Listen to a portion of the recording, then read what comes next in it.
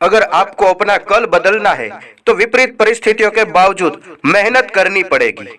अगर आप ऐसा नहीं करते तो ये परिस्थितियां आपका कल लिखेगी।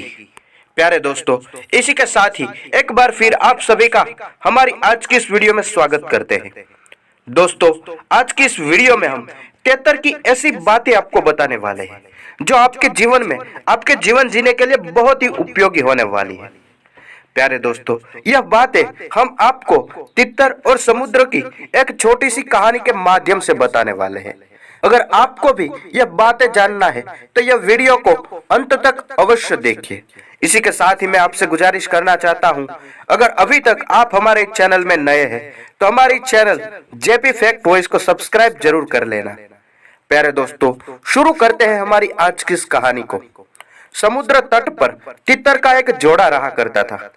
अंडा देने से पहले तितर ने तितरी को एक सुरक्षित स्थान ढूंढने के लिए कहा। उसे भय था कि समुद्र उसके अंडे को बहा लेगा। तितर ने कहा, प्रिय, हम लोग यहाँ बहुत समय से रहते हैं। तुम निर्भय होकर अंडे दो, चिंता नहीं करो, सब ठीक होगा। तितर संतुष्ट नहीं हुई। उसने तर्क दिया, चांदनी रात में जब ज्वार आती है तो सब बह जाता है। तितर ने समझाया, यह सही है, पर समुद्र हमारी संतान को हानि नहीं पहुंचाएगा। तुम निश्चित होकर अंडे दे दो।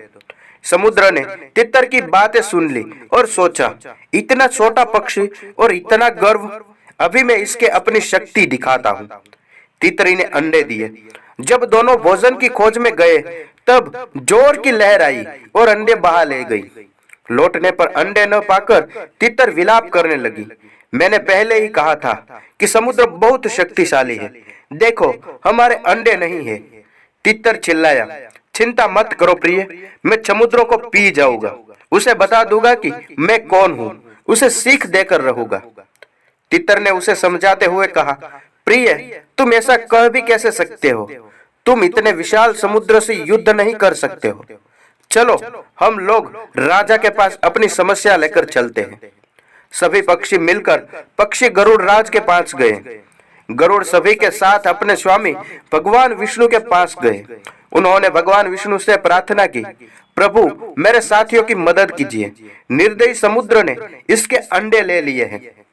भगवान विष्णु पक्षियों के साथ समुद्र के पास गए और समुद्र को पुकारा, और निर्दयी समुद्र, पक्षियों को उनके अंडे वापस दे दो, अन्यथा मैं यज्ञास्त्र से तुम्हें सोख डालूंगा। साक्षात भगवान विष्णु को आया देखकर समुद्र ने हाथ जोड़कर कहा, मुझे क्षमा करे प्रभु, मुझे सुखाए मत, मैं अंडे वापस कर दूंगा। और उसने तितरी और तितर के अंडे वापस कर दिए। प्यारे दोस्तों, इसलिए ही कहा जाता है, शत्रु की शक्ति को समझकर ही युद्ध करना चाहिए, क्योंकि उसका परिणाम भी बहुत ही कठिन आता है।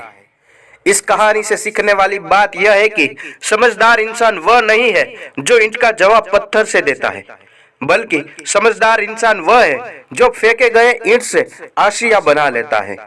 दोस्तों, लोग चाहते हैं कि आप बेहतर करें, लेकिन वह कभी नहीं चाहते कि आप उनसे भी बेहतर करें।